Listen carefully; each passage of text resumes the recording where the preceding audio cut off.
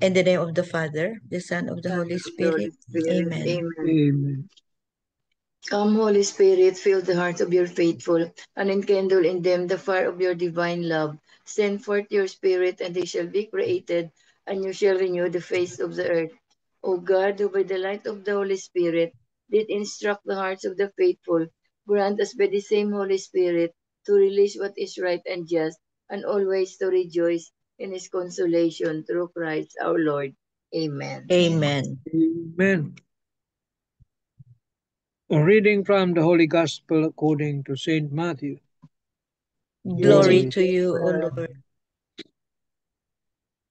At that time, Jesus exclaimed, I give praise to you, Father, Lord of heaven and earth. For although you have hidden these things from the wise and the learned, you have revealed them to the childlike. Yes, Father, such has been your gracious will. All things have been handed over to me by my Father.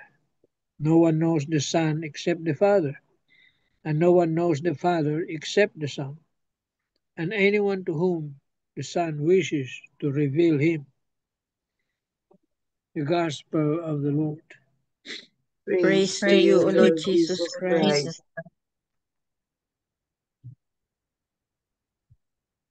Please unmute Tita Lynn. Today's Gospel, number 1. To have the virtue of spiritual humility is to know that without God constantly sustaining us, we are mere dust on the earth. Only God is infinite, divine, and eternal. Number 2. Spiritual humility also draws us to recognize that this infinite God loves us unconditionally and wants us to love Him fully and in His ways. Number 3, an innocent child has all the qualities that are needed to grow in the virtue of spiritual humility. Do you have them? Ponder and list the qualities you have that are helping you grow in spiritual humility. Amen. Amen. Amen. Thank you very much, Tita Lynn. Welcome. Today's gospel, no, we always hear, no, na be childlike. Yun, when we pray, be childlike. So, anong ibig sabihin ng be childlike? So, what is the qualities of a child? Innocence, all trusting, full faith, simple. Yun. And today's gospel, no, Jesus revealed himself, his divinity, and his relation with the Father, no, to the childlike, not to the learned, not to the knowledgeable. Well, of course, we can also say, no, always say na just like the Pharisees, no, they are knowledgeable, they are the learned, they are the intellectual, but they have the pride. So if they are not humble, um, just like the learned, no, most of the learned, no, if they are not humble because of the pride, and intellectually pride, with intellectually proud sila. So how can they accept fully the words of God? Kasi nga intellectual sila eh. Kaya itong Matthew 11 natin, no, is 'di ba, parang self-explanatory, no, na you have to be humble.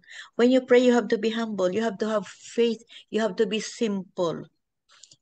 Because if you are humble, if you have faith, if you are all trusting, if you are simple,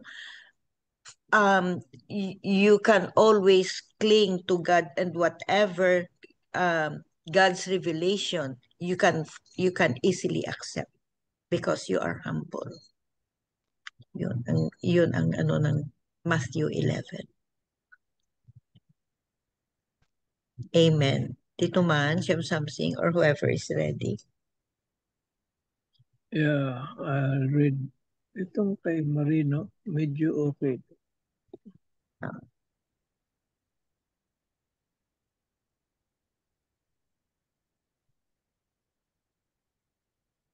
What is the life of Jesus? It is a life of simplicity, prayer, sacrifice, and humility. Simplicity is deeply connected with humility, and this is the life Jesus embraced, and the life he lovingly invites us to live as well. Though Jesus is equal with God, he always found time to withdraw in prayer, seeking the Father's presence, unburdening his heart to him and offering him praise. This is an invitation for us too, to seek the Father daily, to pour out our hearts, and to lift up our gratitude to him. If we desire to grow in wisdom, we need hearts that are simple and humble. God does not delight in self-righteous, self-centered, and ego-driven lives. Often without our awareness, when we choose simplicity and humility, we create a welcoming space in our hearts for God to dwell. Unknown to us, our simplicity and humility shine through our presence, and others can sense God's gentle touch through us. Just as Jesus did, it is essential that we set aside time each day to be with God, to speak to him, and to listen for his voice in the stillness of our hearts. It is in these sacred moments that we grow closer to him and to allow him to shape us. A beautiful way to begin is by offering our first moments upon waking up in the morning, and our last moments before sleeping at night to prayer and thanksgiving. In the quiet of the morning, before the concerns of the day fill our minds, we can turn our hearts to God and invite him to guide us. At night, as we prepare to rest, we can speak to him once more, thanking him for the day he has given us, entrusting to him our hopes and burdens, and asking him to watch over us through the night. If we feel we do not yet have the virtue of humility, let us be patient with ourselves and continue to ask the Lord to bless us with his grace. For it is only through humility that we truly come to know God, to hear his voice, and to discover the beautiful plans he has prepared for us. Do you live with humility? Do you find time each day to be with Jesus and allow him to fill your hearts with his love? Amen. Amen. Truly, as you have said, humility, the mother of all virtues. Once you have humility, real humility, true humility, you possess all the other virtues because it is the mother of all virtues. You possess the other virtues. Kaya napakahirap. It's so hard to acquire that virtue, humility, especially us who are already learned. See, that's the trouble with learned people. They are not trusting anymore. They trust more in themselves. See? So if you don't have a close relationship with God, with Jesus, very hard to accept his teachings. No? Because we thought of ourselves as already knowledgeable of everything and know all. You see? Yan ang hirap sa tao pag marunong na. Mas marunong pa sa Diyos. Huh? That's the problem. Well, a child it says here, a child easily accepts things that are taught to him or her. A child may have questions, but he or she listens to authority. A child is open for exploration. His or her inquisitiveness is fueled by a sense of wonder, and his or her inquiry is rewarded with new discoveries. If we are going to follow Jesus, it will do well for us to let go of our presumptions and discover how his ways can lead to many wonders. Yan, ang child. Madaling turuan. Kaya nga mga pinili niya mga apostoles, mga mangmang eh. Kasi kung yan ay learned na, wala na. Mas marunong pa sa kanya. Hindi na matuturuan, hindi na susunod. Yan, kaya pinili niya mga simple people, fishermen. A few maybe who are learned. Saint Matthew is learned though. Yeah, educated, but most of them are no read, no write nga iba. Barely educated. Yeah. Saint Peter is they said illiterate. Yeah. And yet became the Pope. Yeah. It's easy to teach these people. Walang alam eh. Pero pag marami ka ng alam, di ka na makikinig. Mas marunong ka pa sa kanya. That's the problem with, well, that's with normal us. With human. Like us. So, through this prayer, we learn humility slowly. We rely on him. We ask for help, for healing.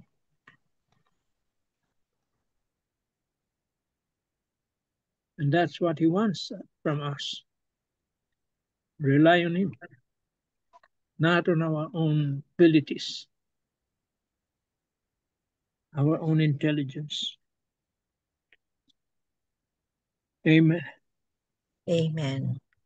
Yeah, thank you, Tito Mans. Let me add something no na kaya itong mga learned, knowledgeable and mga highly educated, mga I know everything, I know it all, mga ganyan na attitude ba. They become atheists. Marami tayong makikita dito. Mga modern life natin ba. The more intellectual they are, the more they become atheists and non-believers. Yun ang tapos of all people no during the time no si Peter pa ang chose ni Jesus na magiging head ng church niya na illiterate nga. Yun. Bakit? Because of the humility and humble of heart.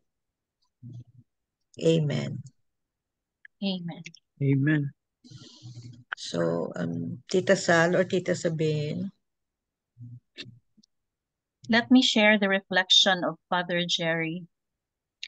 In a world that tells us to stand tall and be proud, let's remember the beautiful strength in being little. When we pray as little children, we pray with our hands folded. That simple gesture brings us back home, quieting our noisy pride with a truth from the heart. Papa God, you are great, and I am your child. These same folded hands are also asking hands, open and ready to receive the wonders He has for us. So whenever life feels overwhelming or pride creeps in, just return to your humble, asking hands. In our littleness, we find His greatness, and in that simple prayer, we find the endless mercy and love He is waiting to give. Amen. Amen. Amen. So, have a childlike faith. I'd like to share there was a homilist actually. He shared that he thought by his knowledge of God, studying theology, he know better than his parishioners about God. But he was humbled down by the simple and pure faith of his parishioners and realized that their faith, their pure knowledge of God is actually better than what he knew about God through textbooks. And it humbled him down, and he realized that these simple things, being childlike or having a childlike faith, is actually the best, because we are able to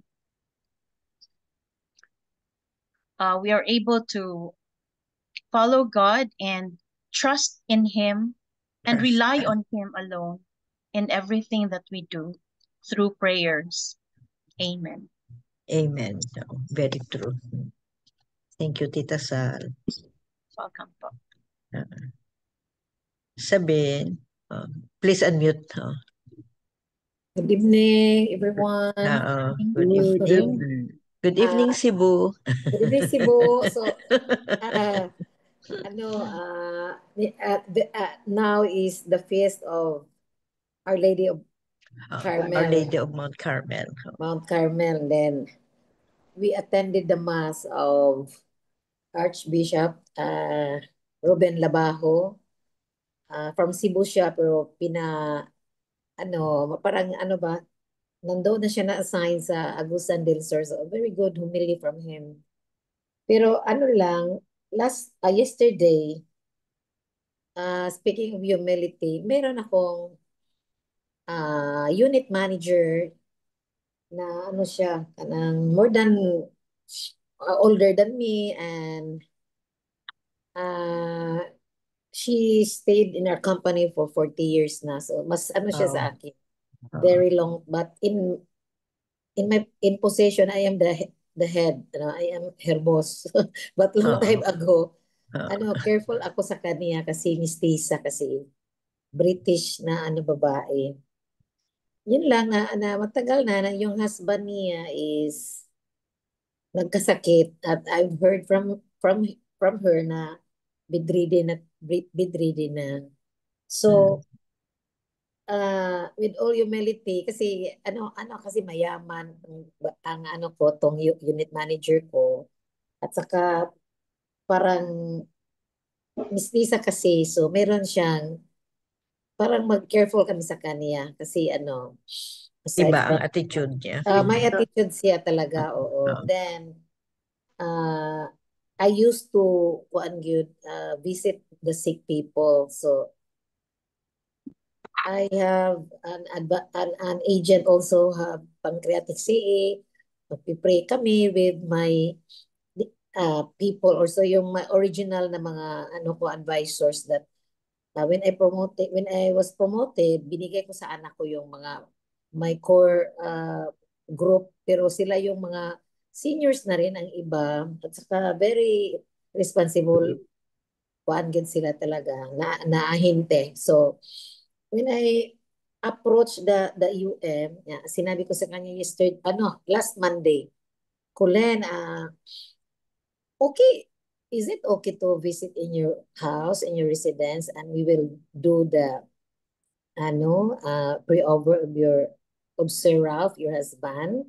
Kay baka hindi niya i-welcome ba? Sabi niya, oo, gusto ko niya. How about si Sir Ralph? Gusto ba niya siya? Oo, gusto niya. Sige, I am, ana-ana siya, yung sagot niya. Sige, I am so very glad to hear that, Sabeth. Sige, punta kami, pero I will inform you when siya. I-inform ako kasi yung bahay namin, yung helper nila isa lang. So, don't mind your, anong bahay mo dyan. Basta important thing, we will visit you, we will visit Sir Ralph in your home, then, I will bring my prayer warrior na madre, kasi mayroon rin akong very close na madre, kakilala rin ni Dr. Abel, na siya, yung congregation nila sa Shervas Nuestra de la Paz, yun, healing of the dying and the sick people. Yun talaga ang congregation nila. So, very, si Sister Rose, pag ako ang sa kanya, sister, sama tayo, meron naman tayong pre-ubera na pasyente, talagang mag-yes yun siya. At saka, nang nasabi ko sa kanya, na ano ba si sir, naka-confession na siya na, wala ng confession, hindi mag-confess sabi niya wala siyang kasalanan. So, naano ko na rin si Father Santos. Oh. Sige, magdala ako ng madre at saka pare. Siya, sige, you are all welcome. So, in our group, I have my two sisters in our group chat and also my advisors who are also very active in a community like Couples for Christ, ano. So I decided, kasi kinukontak ko muna yung madre at saka yung pare. Sabi ni sisters, okay ako ma'am, sa Wednesday, sabi ni Father Santos, sige tita, punta tayo tita. Saan ba yun? O sige, dito lang tayo mag-meet sa office ko. So yun, na-arrange na, nag-message ako kagabi. Message ko na sino yung kanang gustong sumama. We have another corporal work of mercy. Punta tayo sa bahay ni Unit Manager Ellen Zuluaga because her husband is bedridden and maraming nagre-reply. Punta ako. Sinabihan ko, for those who will attend, magmisa na lang tayo, high mass tomorrow sa Mount of Carmel, 10 o'clock. Then after the mass, lilibre ko kayo ng lunch. So after the lunch, we will go to the house. More than 10 kami, no? Oh. Yun lang, oo, yun. Grabe ang ulan dito sa Cebu. Pero timing na, si Father, ano na siya, he arrived. But Father, punta tayo mga lang, 2 o'clock siguro, Father, kasi magla-lunch pa tayo. Siya, ay, wag na, hindi na ako mag-lunch. Ako, tita, sige lang, snacks na lang later. Kasi nag-bring rin kami ng food, no? So, I know, the son of that manager, also in Sun Life, pero alam namin lahat na yung son, eldest son, na parang ETS, hindi magano, hindi ano ba.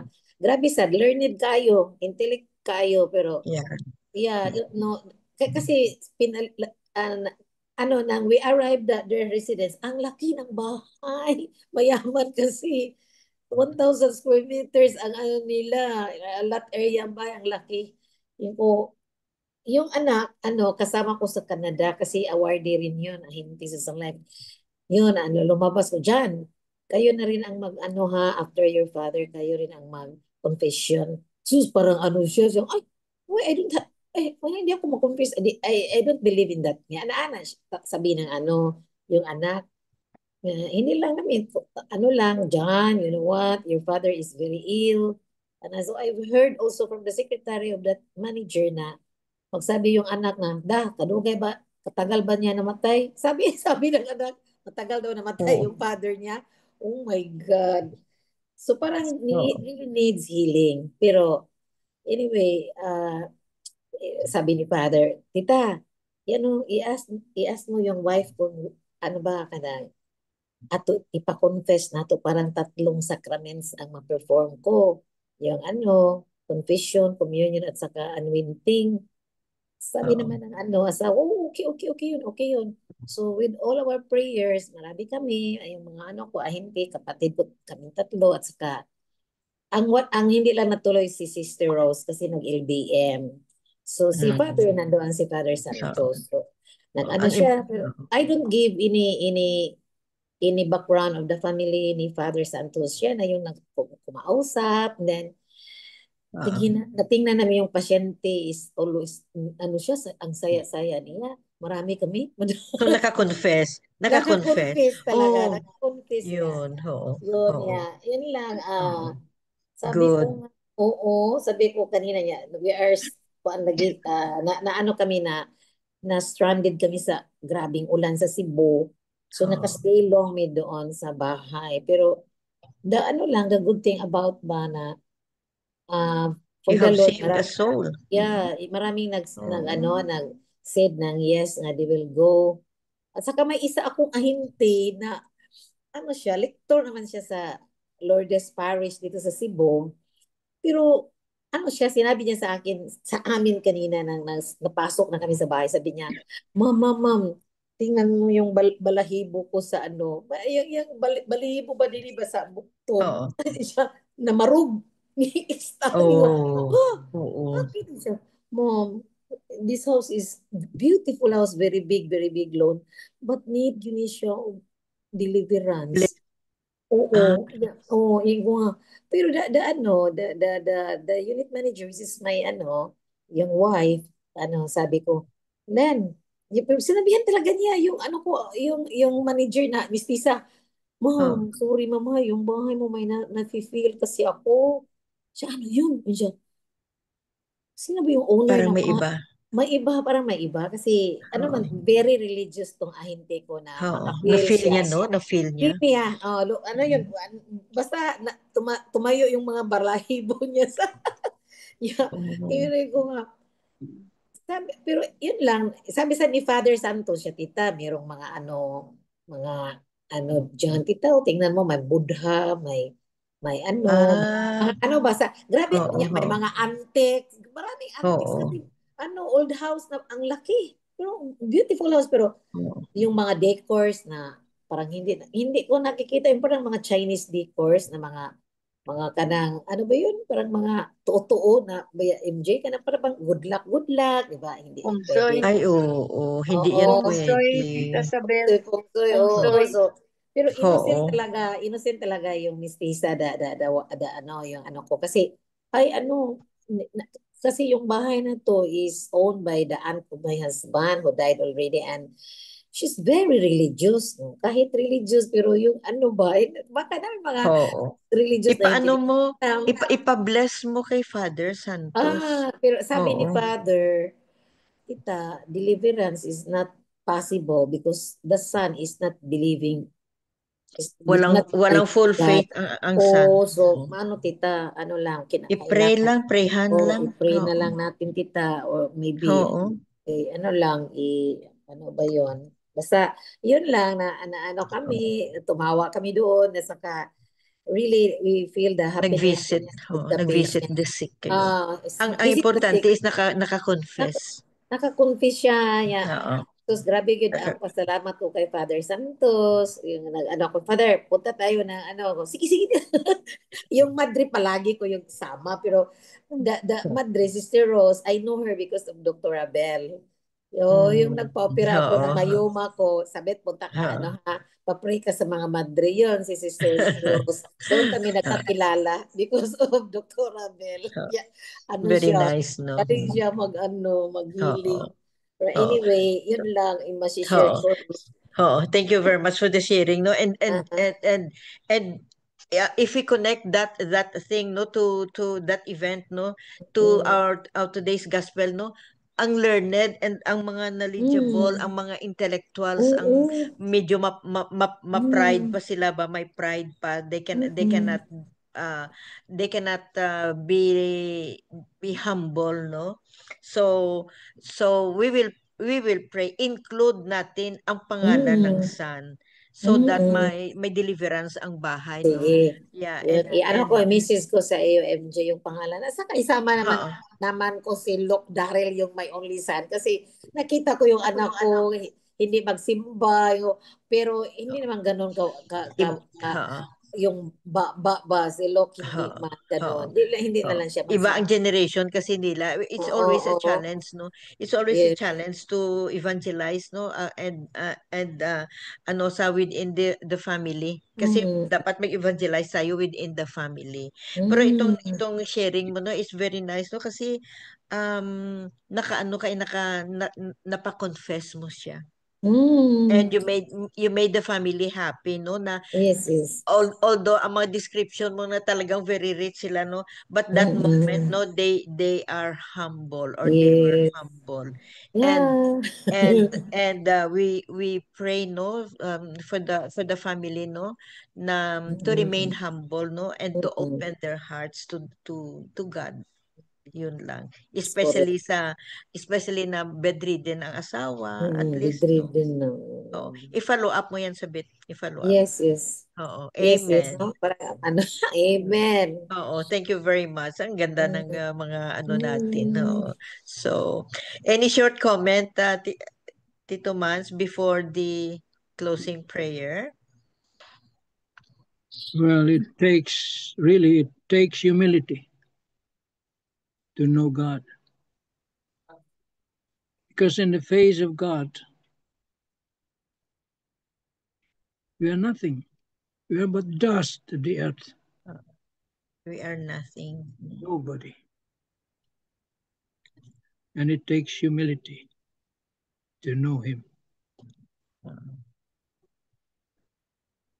So let us pray for that virtue of humility. But be prepared, because you will be humbled.